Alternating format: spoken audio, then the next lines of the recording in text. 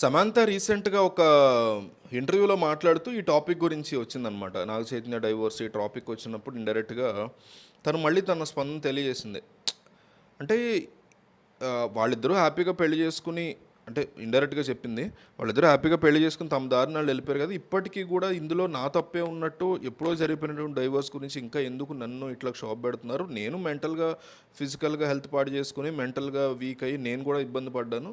ఇక ఈ యొక్క కాన్సెప్ట్ ఏదైతే ఉందో, డైవర్స్ కైండ్ ఆఫ్ థింగ్ ఏదైతే ఉందో, దీనికి మనం ముగింపు పలికితే బాగుంటుంది. ఎవరి జీవితాలు వాళ్ళు చూసుకుంటున్నారు. నేను కూడా హెల్త్ బాగా బెటర్ చేసుకుంటున్నాను. నిజంగా ఫ్యూచర్లో నాకు తగ్గటువంటి వ్యక్తి వస్తే పెళ్లి చేసుకోవడంలో తప్పే ఉందంటూ కూడా తను మాట్లాడినటువంటి మాటలు మనకి వినిపించాయి ఈ మధ్య. అంటే మీకు అబ్జర్వ్ చేస్తే నాగ చైతన్య సమంత యొక్క మ్యారేజ్ డైవోర్స్ తర్వాత ఆ మాటకొస్తే నిజానికి ఏ ఆడ మగ విడిపోయినా 24 గంటలు మనం ఎక్కువ శాతం మంది మనలో 70% 80% మంది ఆడవాళ్ళది ఏదో తప్పు ఉందన్నట్టు మాట్లాడడం. ఆ మాట్లాడే వాళ్ళు మళ్ళీ ఆడ మగ ఇద్దరు ఉంటున్నారు. చాలా వరస్ట్ కైండ్ ఆఫ్ మెంటాలిటీస్ని మనం డెవలప్ చేస్తున్నాం అని అనిపిస్తుంది. మీకు సమంత నాగ చైతన్య విడిపోయినప్పటి నుంచి ఈ రోజు వరకు చూసుకున్న కొంతమంది మాత్రమే నాగ చైతన్యాన్ని మాట్లాడతారు తప్ప, అలా నాగ చైతన్యాన్ని కూడా టార్గెట్ చేయడానికి నేను దానికి కూడా వ్యతిరేకమే. ఏదో అతనిదే తప్పు అతన్నే ఇది చేయాలని కాదు. కానీ ఒకవేళ సమంత గనక బయటపడి ఇదిగో ఇట్లా చేశాడు చైతన్య అని అన్నప్పుడు అది వేరు. లేదా నాగ చైతన్య బయటపడి ఇదిగో సమంత ఇట్లా చేసింది అందుకే విడిపోయాం మేము అని అన్నప్పుడు వేరు. ఆ కైండ్ ఆఫ్ కథ డిఫరెంట్ ఉంటుంది. వాళ్ళిద్దరే గొడవ పడుతుంటే ఎవరు తప్పు ఎవరు రైట్ అని చెప్పేటువంటి జడ్జిమెంట్ చెప్పే కెపాసిటీ మనకు ఉండొచ్చు. వాళ్ళు కనుక బయటపెట్టి వాళ్ళ యొక్క ప్రూఫ్స్ని వాళ్ళ యొక్క వెర్షన్స్ని మనం వింటే, ఇద్దరు కూడా ఎక్కడ దాని గురించి ఎక్కడ ఎత్తలేదు కదా. సో అప్పుడు చైతన్యాన్ని మనం అదే పనిగా తప్పుపట్టడం కానీ సమంతాన్ని కానీ అదే పనిగా తప్పుపట్టడం అనే మైండ్ సెట్ని మార్చుకోవాలి. ఎస్పెషల్లీ ఆడవాళ్ళనే పట్టుకోవాలి, వాళ్ళే ఏదో మహాపాపం చేసేసారు అన్నట్టు. కింద వాట్సాప్ లింక్ ఇచ్చాను, పిన్ కామెంట్లో జాయిన్ అవ్వండి. ఆ గ్రూప్లో మీకు రకరకాల అప్డేట్స్ వస్తుంటాయి. అయితే ఇంకొకటి అంటే ఎంత వరస్ట్ మెంటాలిటీస్ ఉంటున్నాయంటే మనవి పిచ్చినా కొడుకులాగా పిచ్చి ముండల్లా కొంతమంది ఎట్లా మాట్లాడుతున్నారంటే, సారీ ఫర్ ద లాంగ్వేజ్. రీసెంట్గా ఈ గురుమూర్తి మాధవి ఇన్సిడెంట్లో కూడా మాధవిని అంత దారుణంగా వాడు చంపేస్తే ఏం చేసి ఉంటుందో, ఎందుకు చంపాడో, ఎంత తప్పు చేస్తే చంపాడో, ఎంత వరస్ట్ కైండ్ ఆఫ్ మెంటాలిటీ. ఎంత నీచంగా ఆలోచిస్తారా? తప్పు చేస్తే ఆ రకంగా చంపడాన్ని జస్టిఫై చేస్తారా, జడ్జి చేస్తారా? అందులో కూడా అంత మానవ మృగాన్ని డిఫెండ్ చేస్తారా? మనుషులేరా మనం? మనిషి పుట్టమేనా మనం అసలు? అట్లా మాట్లాడొచ్చు అసలు? ఎంతో పెద్ద తప్పు చేసింది తను అనుకుందాం. మాధవి అనేటువంటి వ్యక్తి చాలా పెద్ద తప్పు చేసింది. అతను తెలియకుండా 10 మందితో అనుకుందాం ఉదాహరణకి. సరే వీళ్ళిద్దరు కాదు, ఎవరో ఎక్స్ వై ఎలా పెట్టుకున్నారు. వైని చంపేశాడు భార్యని. వై అట్లా భయంకరంగా 10 మందితో అఫేర్ పెట్టుకుంది అనుకుందాం.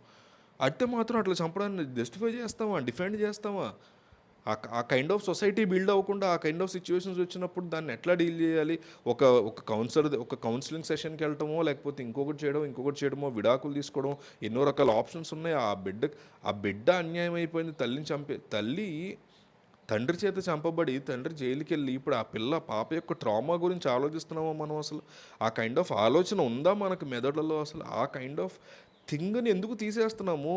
ఏది జరిగినా, ఎంత దారుణం జరిగినా దాన్ని జస్టిఫై ఎట్లా చేసేస్తున్నాం? రేపు పొద్దున్న పిల్లల మీద అఘాయిత్యాలు జరిగితే ఆ పిల్ల కూడా ఏదో చేసి ఉంటుంది అందుకే ఇట్లా చేశాడు అంటామా?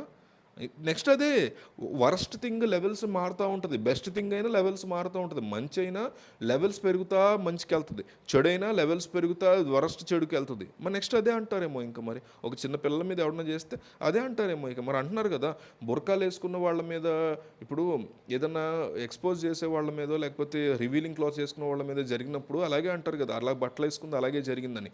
వాళ్ళు బుర్కాలు వేసుకున్న వాళ్ళ మీద అనలేరు, చిన్నపిల్లల మీద అనలేరు. ఎందుకంటే ఒక సోషల్ నార్మ్ ఉంది.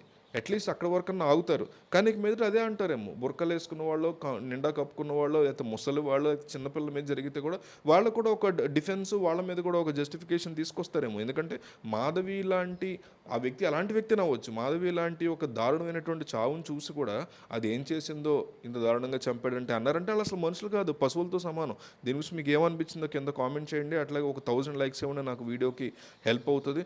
ఆ గ్రూప్ లింక్ ఇచ్చా కింద జాయిన్ అవ్వండి. ఒక 1 వీక్ ఉండి చూడండి. మీకు 90% ఆఫ్ ద ప్రపంచవ్యాప్తంగా 2 తెలుగు రాష్ట్రాలకు సంబంధించినటువంటి అప్డేట్స్ మీకు back to back every news రాగానే మీకు 10 minutes లోపు వస్తే మీ సర్కిల్లో అందరికంటే ఫస్ట్ మీకు ఆ న్యూస్ వచ్చేలా చేసేటువంటి బాధ్యత నాది. సో గ్రూప్లో జాయిన్ అయ్యి ఒక 1 వీక్ 10 days ఉండి చూడండి, మీకు ఐడియా వస్తుంది. మీకు తెలిసిన వాళ్ళందరినీ కూడా గ్రూప్లో ఫ్రీగా జాయిన్ చేయొచ్చు. మీరు జస్ట్ యాడ్ కొడితే సరిపోతుంది.